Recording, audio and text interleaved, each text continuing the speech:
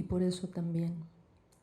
Porque la memoria, porque la escritura nos enseña que no hay nada natural. Las cosas están más cerca de lo que parecen. Eso dice también la escritura. Porque a través de ese artefacto rectangular que es el libro nos comunicamos con nuestros muertos y todos los muertos son nuestros muertos. Porque la oración produce la memoria donde habitarán para siempre los nombres de Marco y José Luis Piña Dávila, Ciudad Juárez, Chihuahua, enero 30, 2010. Porque el contorno de la página es también el límite de lo real. Porque aquí hay una manta donde se lee: diles que no me maten. Porque pertenecer es algo que hago a través de ti, oración. Porque hay un abismo al final de cada línea por la que vale la pena despeñarse o lanzarse o desaparecer. Porque mira cómo se arranca de sí el verbo arrancar. Porque también es lo que escribiríamos en caso de que escribiéramos. Porque en su quehacer de palabra, cada palabra cuestiona las costumbres de nuestra percepción. Porque una línea es una imprecación o un rezo. Porque el terror se detiene ahí donde se detiene inscrita la palabra terror. Porque hay voces que vienen de lejos, de abajo, de más allá. Porque utilizar el lenguaje o dejarse utilizar por él, eso es una práctica cotidiana de la política. Tras tocar los límites de lo inteligible o de lo real, que eso y no otra cosa es lo que se hace al escribir, es hacer política. Independientemente del tema que trate o de la anécdota que cuente o del reto estilístico que se proponga, el texto es un ejercicio concreto de la política. Mi mano, sobre todo la izquierda, aunque también la derecha, es pura política. Porque dentro del libro siempre saludo al extraño que conozco también. Porque la oración produce la memoria donde habitará para siempre el nombre de Lucila Quintanilla, Monterrey, Nuevo León, octubre 6, 2010. Porque todo empieza, en efecto, con un signo. Porque un párrafo es un deporte extremo. Porque se necesitan palabras para decir: yo no le doy la mano, señor presidente, yo no le doy la bienvenida. Porque el lenguaje es una forma del no que siempre nos lleva a otra parte, sobre todo a esa otra parte impensada de nosotros mismos. Porque es solo a través de la escritura que se funde el aquí, porque el ahora.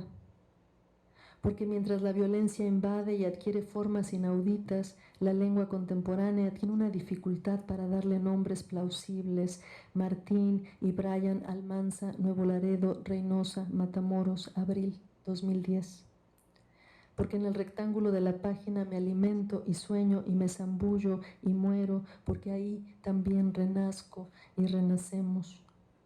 Porque la palabra esquirla, la palabra soldado, la palabra impunidad, porque esto es una forma la más definitiva del plural.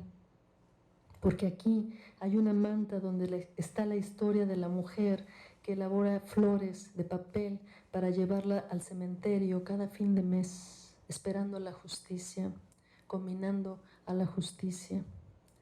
Porque ante las preguntas, ¿vale la pena levantarme en la mañana temprano solo para seguir escribiendo? ¿Puede la escritura de hecho algo contra el miedo o el terror?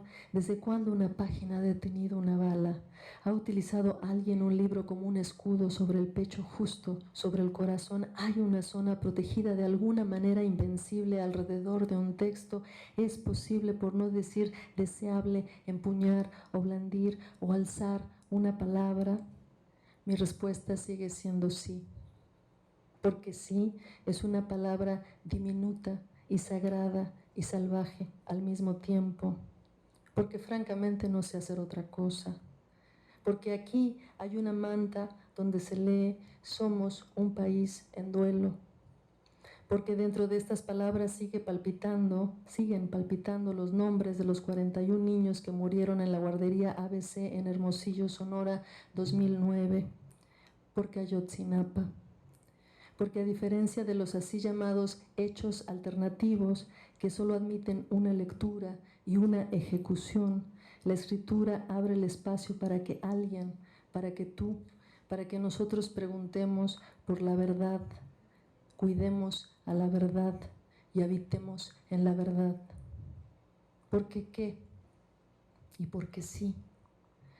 Porque yo no olvido, porque no olvidaré, porque si es parte de hablar y del escribir, entonces cabe la posibilidad de que no olvidaremos. Muchas gracias.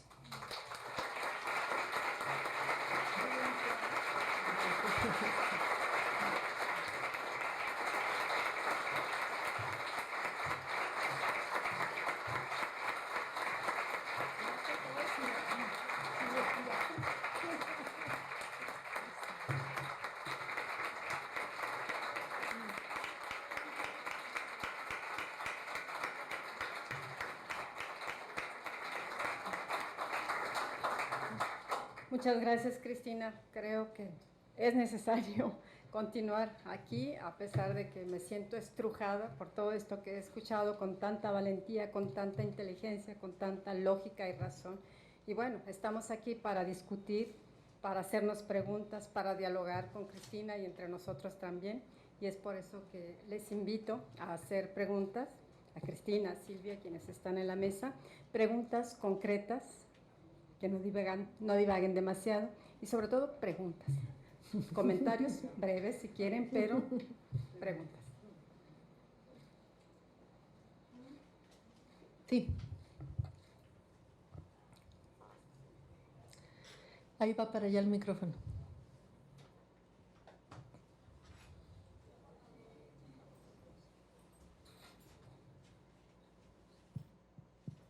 Bueno, Sí. hola Cristina, es un placer estar aquí escuchándote. Gracias. Mi pregunta es en base al libro que he leído. La verdad que todo es como una coincidencia. Me recomendaron un libro tuyo hace poco y de pronto vi que venías a mi escuela. Entonces, me ha parecido muy interesante saber qué te lleva a interesarte por la sociedad mexicana de principios del siglo pasado, por todo esto, ¿no? que has hablado en tu libro de Nadie me verá llorar. ¿Va? Y es el que traes ahí en la mano, ¿verdad? Ah, qué bien. A ver, la historia puede ser muy larga, pero voy a tratar de ser muy breve.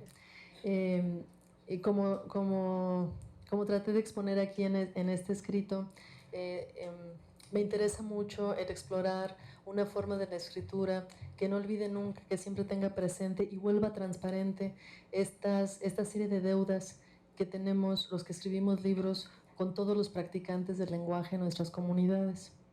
Esto quiere decir que me interesa el tipo de escritura que siempre está pendiente de esta relación con otros. Y estos otros pueden ser personas a los que uno entrevista o personas de los que uno escucha cosas en la calle, la tía que te viene a contar asuntos, el hijo, los amigos, etc.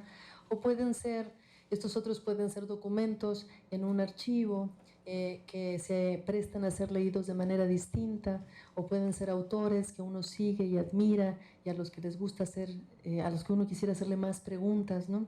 Entonces, ese que es una especie de liga, una especie de metodología, es lo que a mí me llevó a explorar los expedientes de los internos en un manicomio mexicano que se fundó en 1910, en septiembre de 1910, un par de meses antes de que explotara la Revolución Mexicana en noviembre de 1910. Yo me di la tarea de leer estos documentos y de hacer una especie de entrevista diferida. Era como si en los documentos estuvieran respuestas a preguntas que yo tenía que formular en lo que en el momento de la lectura era el futuro, ¿no? Pero el material venía, el texto, el material lingüístico ahí estaba directo desde el pasado. Y bueno, esta es una parte, digamos, de esta respuesta. La otra, mucho más prosaica, es que estaba haciendo una tesis de historia. Tenía que encontrar documentos que me interesaran lo suficiente para escribir por años una tesis, y los expedientes de este manicomio, la Castañeda, no sé si ya dije el nombre, son documentos verdaderamente dramáticos, profundamente humanos. Y tratando de investigar cuáles eran sus conexiones con el mundo, qué tipo de mundo construyeron estas personas de las que tenemos muy poca información, que dejaron muy pocos registros de otra manera.